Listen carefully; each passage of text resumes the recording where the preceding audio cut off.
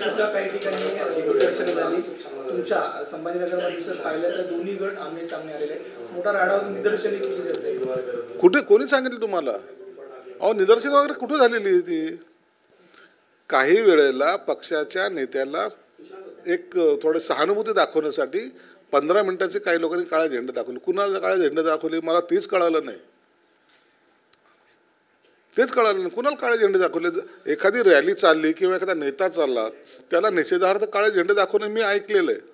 पण असे काळे झेंडे घेऊन हलवत आहेत हा नवीन प्रकार मी आंदोलनात पहिल्यांदा पाहतोय. आणि हे निवडक लोक आहेत. परंतु खऱ्या अर्थानं आज शिवसैनिक खुश झालेला आहे. शिवसेना प्रमुखांचे विचार, शिवसेना प्रमुखांची असलेली काँग्रेस आणि राष्ट्रवादीबरोबर न जाण्याची भूमिका त्याला आज त्याच्यावर शिक्कामोर्तब झालेला आहे. म्हणून त्यांचा विचार घेऊन जे आम्ही बाहेर पडलो होतो त्याला एक वेगळं स्वरूप मिळालेलं आहे. शिवसेना भाजपच्या युतीमध्ये जेव्हा निवडून आलात काँग्रेस राष्ट्रवादीबरोबर जाऊ का शकतात? तो गद्दारीचा शिक्का ज्यांच्या माथ्यावर बसला आहे तो त्यांना लखला. परंतु आम्ही त्या शिक्क्यापासून वाचलो. शिवसेना प्रमुखाचे विचार घेऊन आज आम्ही बाजूला झालो याचा आम्हाला आनंद आहे. आणि आम्ही पहिल्यांदा सांगितलं होतं आम्ही शिवसेना सोडलेली नाही. शिवसेना प्रमुख आमचे, शिवसेना आमची, धनुष्यबाण आमचा आणि त्याच्यावर आज अध्यक्षाने शिक्कामोर्तब केलं याचा आम्हाला आनंद आहे. मात्र कुठेतरी मॅच फिक्सिंग होती असा आरोप उद्धव ठाकरे करतायत आणि नार्वेकरांच्या निषेध सुद्धा काही ठिकाणी. यांना कसं आहे निकाल आपल्या बाजून लागला तो न्यायदानाने आमच्यावर केलेला घटनेने दिलेला सर्व त्यांच्यावर आम्ही आभारी आहोत असं म्हणतात. विरोधात गेलं की सगळे चोर.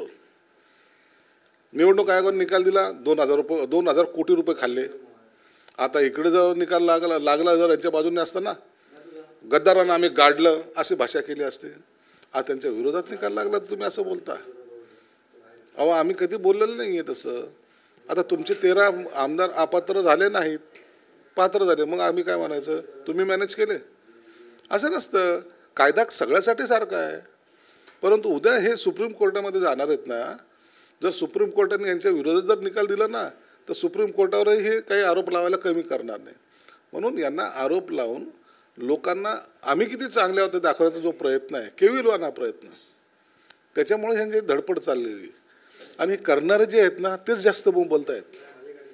मला तर वाटतं आज संध्याकाळी गपचूप जाऊन संजय राऊत शरद पवारला पेढा तर देणार नाही ना. साहब आपली काय मोहीम फत्ते हो गई असं तर म्हणणार नाही ना. याची शंका मला वाटते.